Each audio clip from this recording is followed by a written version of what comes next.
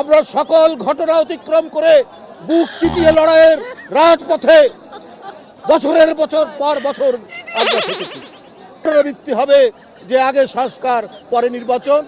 আন্দোলনের সঙ্গে শিক্ষার্থীরা সরাসরি জড়িত, আমরা এই আন্দোলনের সঙ্গে কখনোই সরাসরি জড়িত নই। স্কুল কলেজের মাসুম বাচ্চারা নিজেদের জীবন দিয়ে রক্ত ঝরিয়ে আমাদের কাছকে মুক্ত করেছে। খুর পার্টি এবং পায়ের রক কাটা পার্টি, এরা কারা? এদেরকে জনগণ জানে না। আপনাদের ৭১-এর অর্জন কি? আপনারা ৭১-এর বিরোধিতা করেছেন। ৭১-এর গৌরব, ৯০-এর গৌরব, এই গৌরব বিএনপি। স্কুল কলেজের মাসুম বাচ্চারা নিজেদের জীবন দিয়ে রক্ত ঝরিয়ে আমাদের কাছকে মুক্ত করেছে, গোটা জাতিকে মুক্ত করেছে।